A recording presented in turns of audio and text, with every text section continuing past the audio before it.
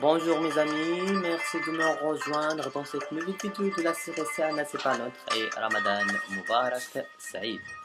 Les examens arrivent pour les élèves, les bacheliers, les étudiants supérieurs au bord de le mois sacré Ramadan.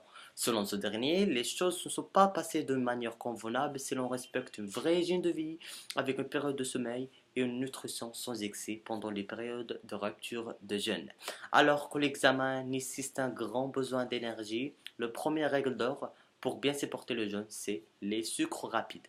Les sucres rapides vont entraîner une grosse sécrétion d'insuline dans votre corps. Vous aurez un grand coup de fuite sur le moment, mais qui se suivra de grosses chutes d'énergie et que vous donnerez de nouveaux faim. C'est le boucle est bouclé.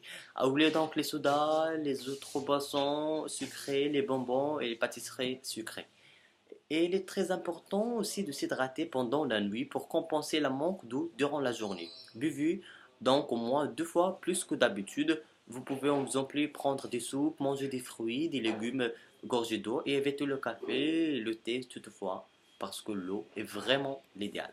Des dates pour la rupture de jeûne. Ce fruit présente l'avantage d'avoir du sucre lent, du fer, des minéraux. Il convient parfaitement à la rupture de jeûne. Vous pouvez aussi manger des fruits secs, des amandes, des noisettes qui sont riches en fibres, protéines et acides gras.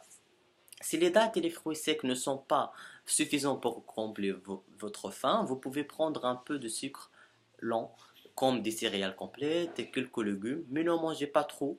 Tout d'abord parce que votre corps est les réserves pour s'en sortir, donc vous n'avez pas besoin de compenser. Ensuite, parce que vous aurez un sommeil de moins bonne qualité, surtout dans l'éveil des examens ou l'éveil de les préparations.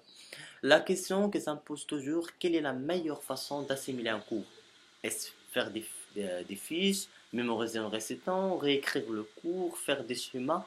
La réponse est chacun doit trouver sa technique, mais pour cela, il faut se tester. Certains aiment s'entendre réciter, d'autres ont besoin de lire, avoir des schémas, des images, d'autres ont besoin de catégoriser l'information sous forme de blocs logiques.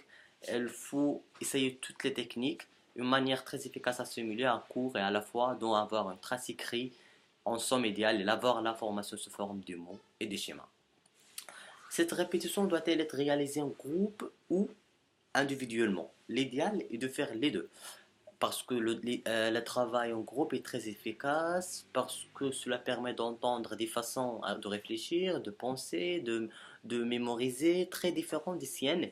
Et on apprend beaucoup de cela, permet de stimuler son attention, sa motivation et donc sa mémoire. Travailler en groupe peut être très stimulant. Mais le temps de la simulation personnelle est important aussi parce que chacun son cerveau et chacun son façon d'apprendre.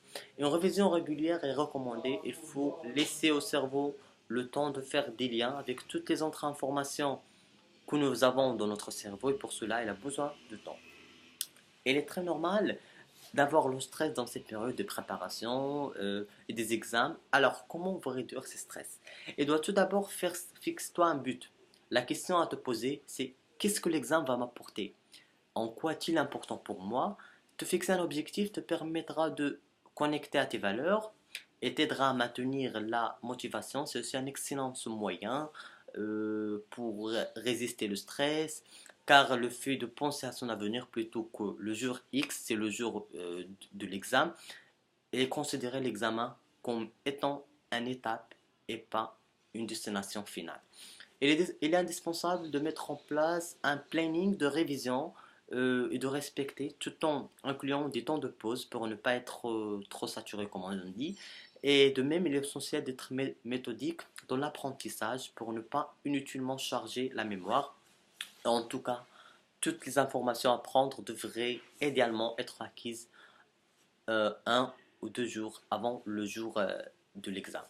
Et arriver plusieurs minutes avant le début, ou plutôt plusieurs jours avant, c'est le timing idéal pour arriver sur le lieu, se dérouler l'examen. Et j'ai rappelé dans les examens de première année, deuxième année, je suis allé avec mes amis euh, des jours avant l'examen au lycée. Alors, ces quelques instants permettront de réduire son stress de manière significative. En outre, vous éviterez la crainte d'arriver en retard et en définitive, vous pourrez mieux vous concentrer sur les épreuves. Répétez-vous votre objectif en votre foi intérieure, vous préparez ainsi votre cerveau à se mettre en condition, en vous focalisant dessus, vous évitez la peur de ne pas réussir, de surgir et se laisser, c'est la cause de stress. Dans tous les cas, ne vous laissez pas envahir par les pensées négatives, concentrez-vous sur votre but. Et ces trois conseils aideront chaque candidat à relâcher la pression et à réduire son stress. Préparation et concentration sont les mots d'ordre. Et avant de terminer, je vous demandais d'aimer la vidéo s'il vous plaira, de le partager avec vos amis, vos collègues, même vos familles à l'attente de vos motivations, vos courages, même vos critiques. C'est un, c'est pas un autre. Et à voici le complot.